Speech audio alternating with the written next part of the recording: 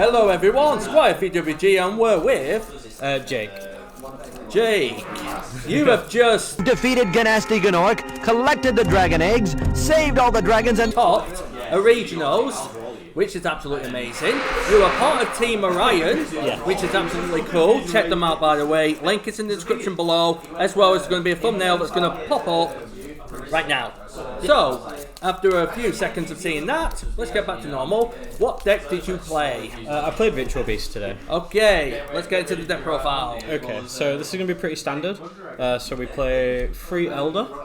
Elder is just one of the best normal summons that we can have in the deck that you want to start off with always.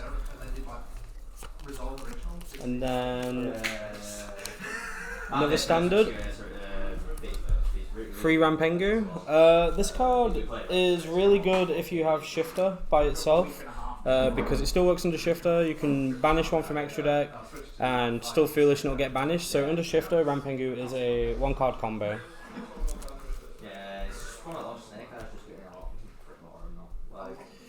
Now 3 Canahawk, arguably in my opinion the best normal summon of the deck, apart from Elder. Does everything you want. It's a gold Sark. Combines most of our combos. Anything that like Elder or Spiritual Beast Tamer Lara, just it's crazy with this. Just being able to make an Omni Negate always. All these different interactions. Yeah, Viking. Oh, it's sick. Yeah, alright. Now we're on to 3 Spiritual Beast Tamer Lara. This card, I don't understand why Konami made this. The fact that you can use all 3 of her effects in one turn. One being in hand, you discard it for cost.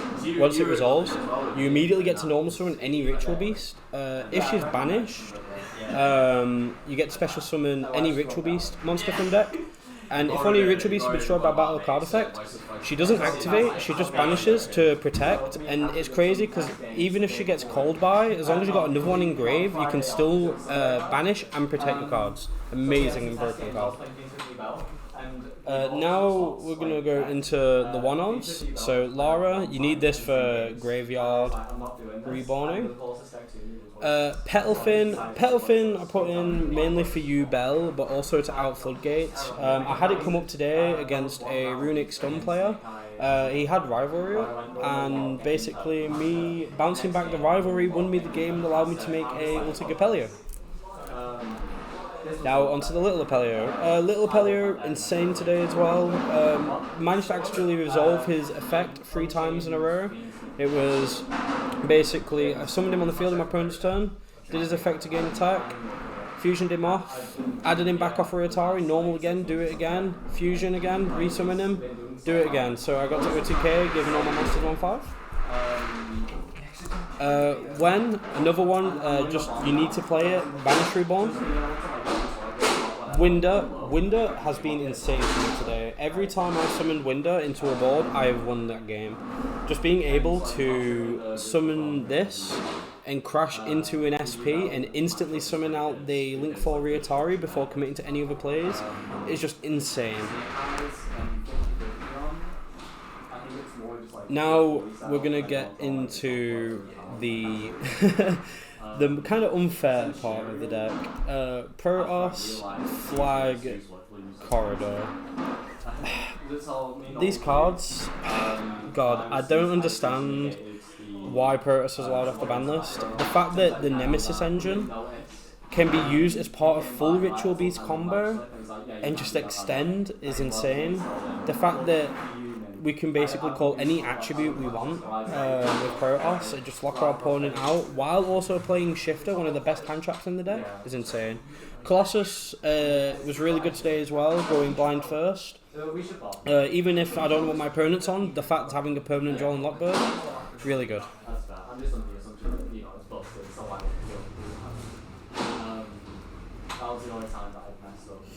Now, I'm not on board breakers in main. I'm playing hand trap build. The fact that the mulch armies exist, I feel like the hand trap version is tons more better than the board breaking build right now.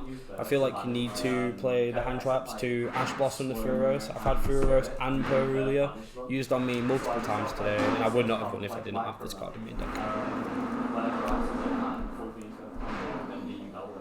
Again, in my opinion, the best hand trap of the format. Shifter, the fact that it can just turn off every single meta deck that we have at the minute, and we can actually insulate our combos and makes our combos better. Like, I don't understand why this card's still at 3.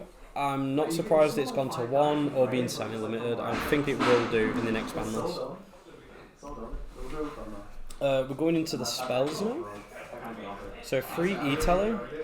E-Telly is pretty cool as an extender. Also, if we get Mulcharmy Peruliad, what we can do is we can go E-Telly, special out Lara, and do a combo where we set a monster so they don't get a draw then. And then we can do a combo where basically they only get 1 Perulia draw from it, which is from special summoning Protoss. And our end board is Protoss, the link for Steeds, and Notch. So just having E-Telly in the deck allows you to play around the Perulia.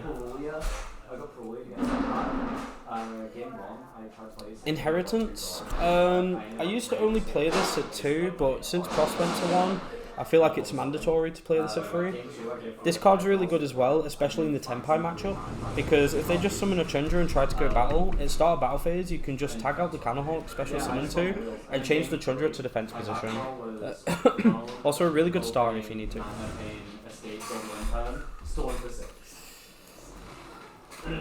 Another 3 spells.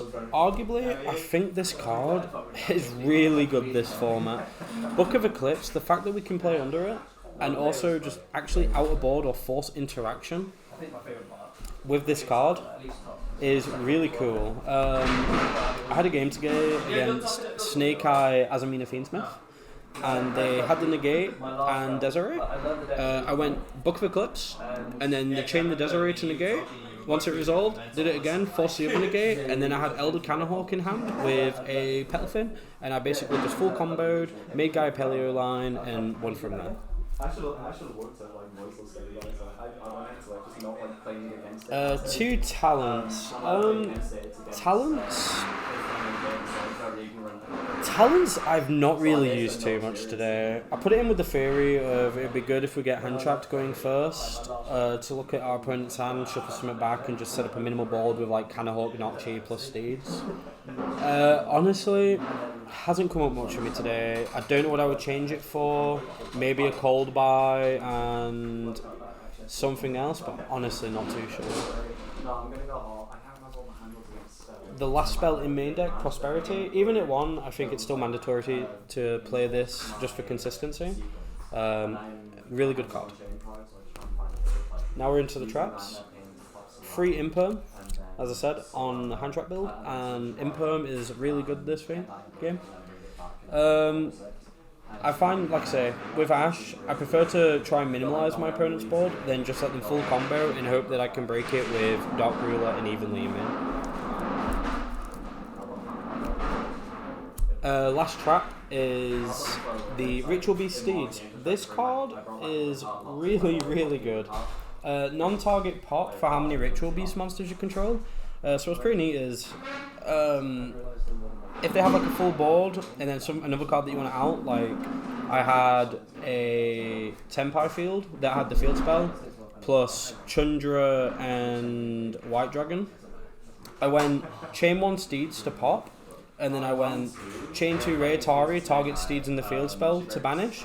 So I immediately outed the field spell in their main phase, and then popped the other 2, and they just had to pass. So that's it for the main deck. I'll just power through the extra and start off. Extra deck, pretty common standard. 2 Canahawk, needed for combo.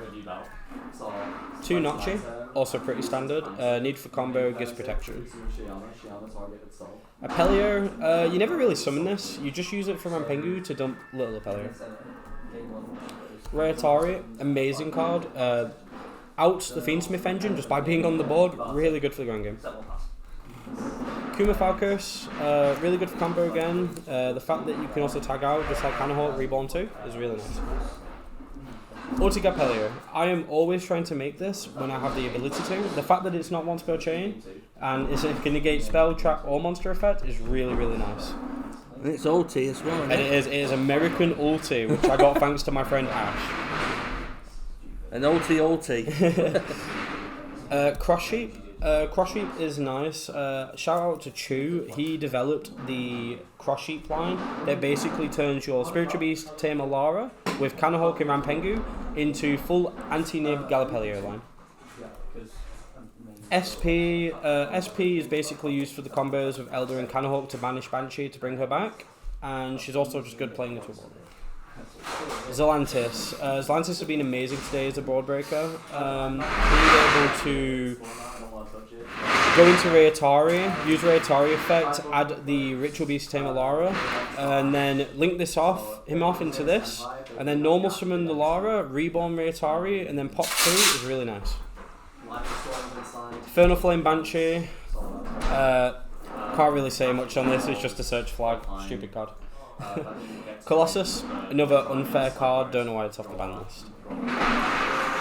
Anima, just to basically threaten taking a monster, plus also just getting Lara into graveyard too.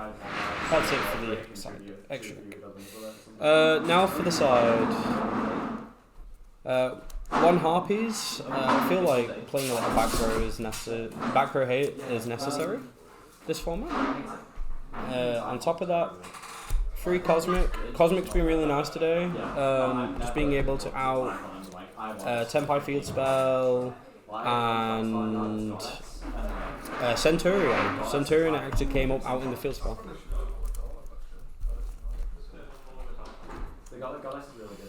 Next, 3 Dark Ruler. Mainly for just going second to pair up with the hand traps to just try and break board. Now we're going to the traps. Anti-spell. I played this for going first. Really good. Generic. Nice. I don't mind Griffin too much. 3 evenly. Like I say, pair with Dark Ruler just to pair up with the hand trap to go in second to help try and break board. Really nice card. Now we're into the monsters. The most degen monster I think in the format, Dogwood. Didn't come up today, but I feel like it's mandatory to side this. The fact it could just win you games just by cheesing is insane. And the last card in the side deck is Gaga Cowboy. Another time con, didn't come up today. Most of my games I basically won pretty quickly through Protoss Lock or Colossus Lock. I only lost 2 dice rolls today, so I didn't really get to use him, but he's there just in case. And that's it. Also, many shout-outs? Yes, shout out to Team Orion for Drew and Dempsey. Also, shout out to Nathaniel. I wouldn't have become the player I am today without his guidance. Also, shout out to Ash, Josh, Chris, Jake, TJ, Squire, Jamie, Danny, Jordan. There's so many of you. Everyone from Corn, everyone from Blackburn. I have a lot of friends here, and I'm grateful for all of you. Awesome. Thanks for the profile, and good luck for all future tournaments. Thank you very much. Don't forget, guys, hit that subscribe button. Thank you.